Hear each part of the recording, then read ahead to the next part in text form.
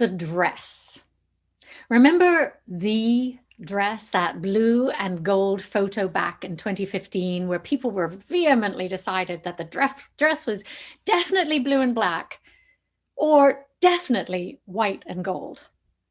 And there were all kinds of ugly arguments on social media. Families were divided and friendships were strained, and strange alliances grew as people were clearly in one camp or another, denigrating each other for seeing the dress in a different way.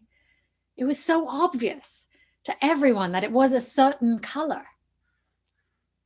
And then there was that really awful audio clip, which some people heard as Yanni and others heard as Laurel.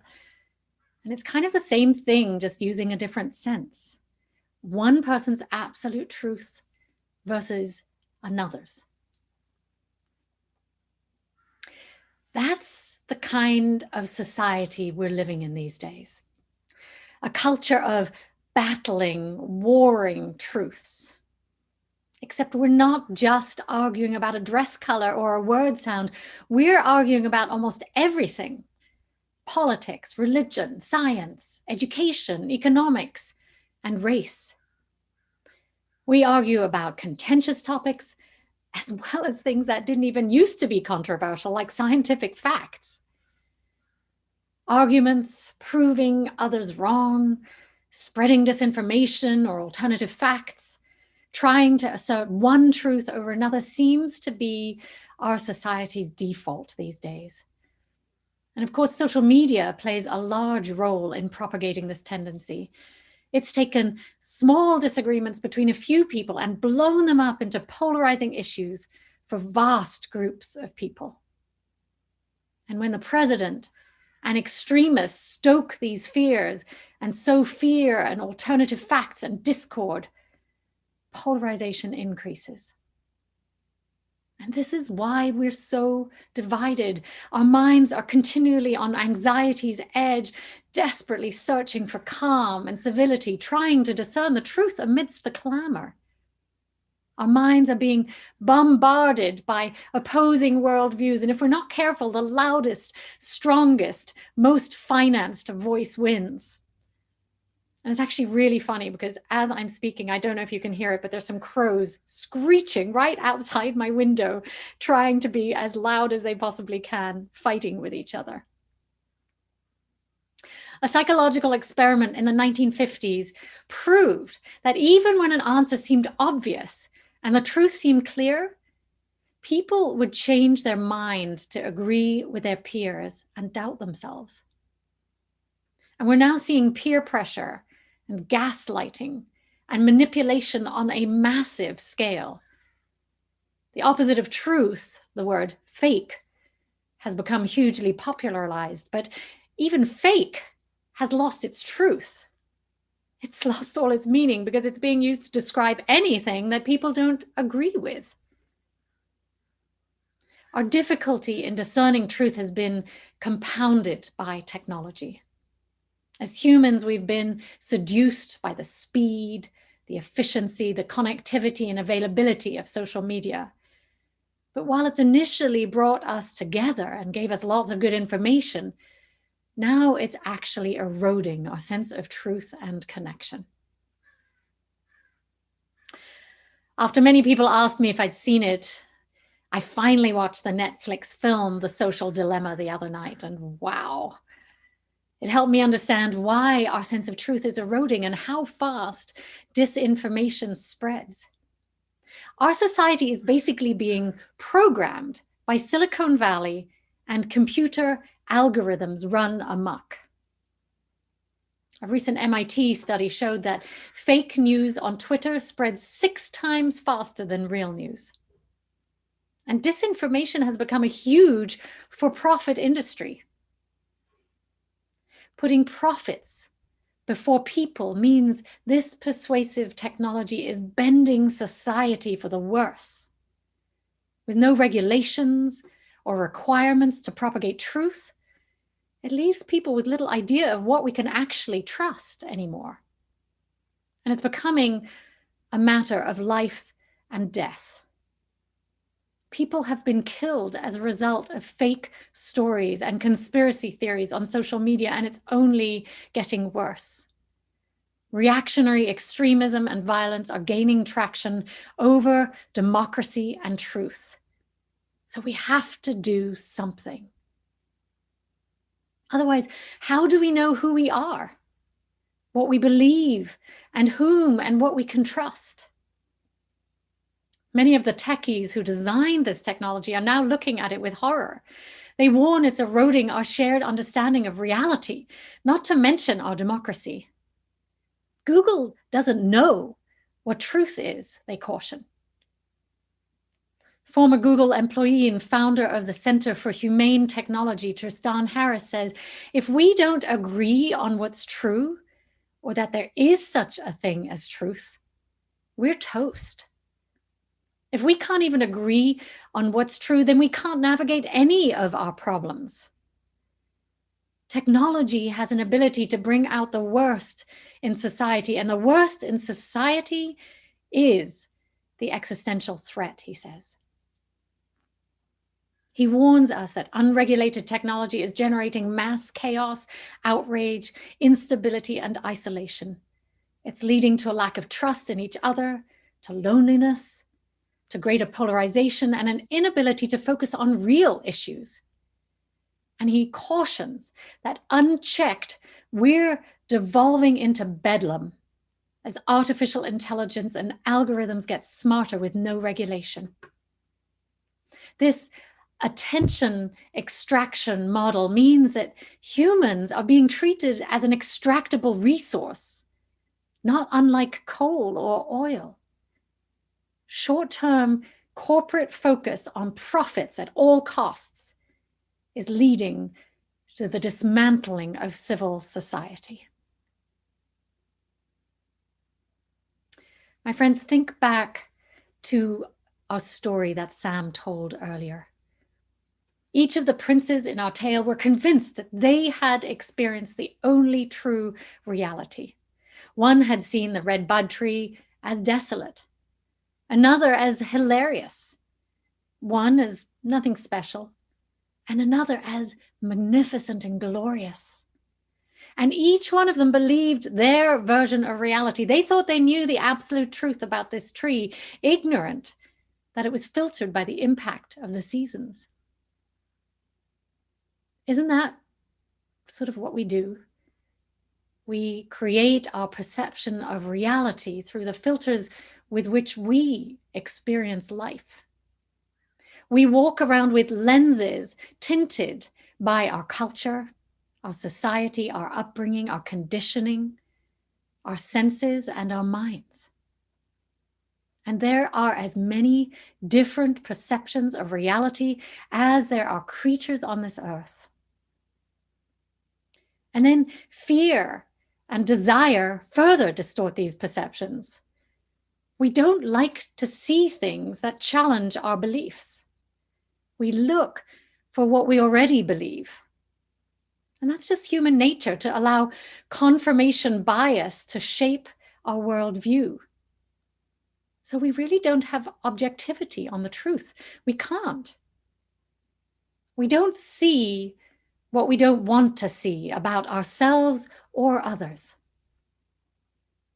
Our defense mechanisms keep us from seeing the truth. We're hardwired for distortion. Now, truth has always been a rather elusive word, hasn't it? Is there actually such a thing as the truth? Can we really know it? With so many competing perceptions of reality, what is the truth? And if it exists at all, how do we discern it? Now, over the millennia, religions, governments, science, and philosophies have delivered what they claim are absolute truths. Yet many of these truths are temporary, or they're tools used for controlling and ordering society. Our greatest spiritual teachers and prophets, from Jesus to Muhammad to the Buddha, did not insist on dominating people with their beliefs. They were basically wandering philosophers and sages sharing what they'd learned without an attachment to others believing them. It was their disciples, other people who interpreted what they said, and then they wrote down the prophet's messages in their own words and canonized their teachings, only to become zealots by insisting that this was the only way. And in doing so, these leaders and the institutions they formed controlled their communities and people. Though these teachings gave people a map for how to lead their lives, and in many cases, a moral code, we've also sadly seen multiple abuses and distortions of those teachings and truths, and a constant reinterpretation of the original teacher's ideas. In Unitarian Universalism, we have a saying, revelation is not sealed. We believe that there is no ultimate or absolute truth. We're not going to claim to have the answers or give them to you. We think humanity's understanding of truth is always changing and evolving. And as we grow and evolve, our understanding of truth transforms. Ultimately, truth seems to be relative, ephemeral, and changing with time and circumstance. So as Unitarian Universalists, we're invited to keep growing our understanding and question everything. We shouldn't rush to truth. We have a history of challenging society's truths and working to find answers that are not always simple and convenient.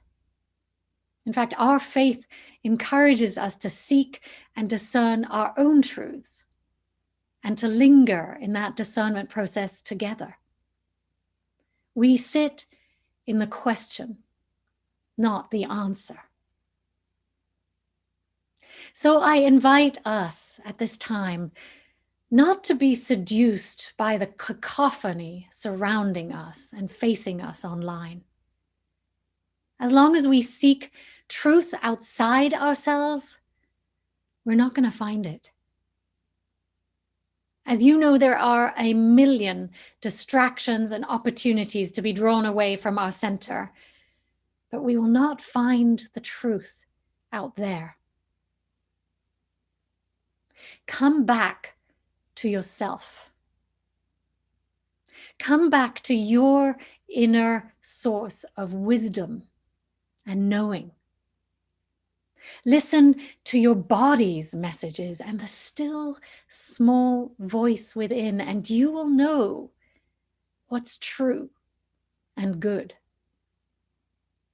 What your next right step should be, what helps you live into your values. One way I discern the truth is that it usually makes me feel more open, clear, loving, and peaceful.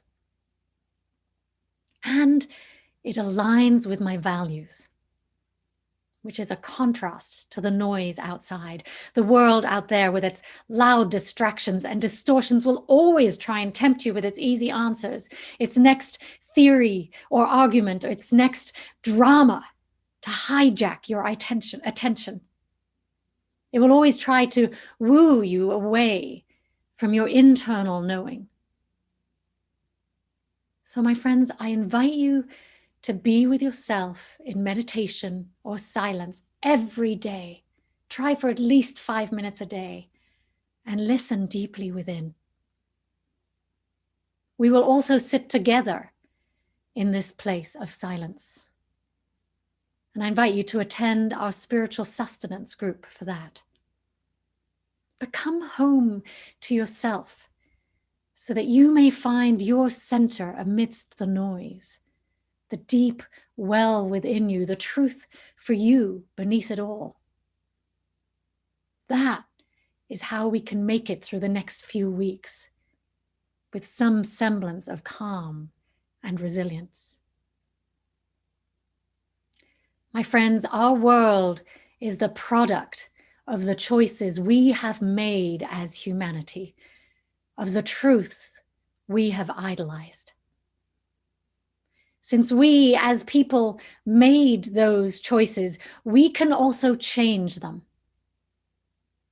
But to know how to change them, we must turn our focus inward now, to discern from our well of wisdom how we make the world better, how we heal these divides, this profound sense of separation, how we might actually come together to work for the greater good of the whole, how we might join around our shared values of compassion, justice, and equity, and how we live a life true to the values of love, freedom, and transformation. I close with the words of Lao Tzu from the 5th century before the Common Era.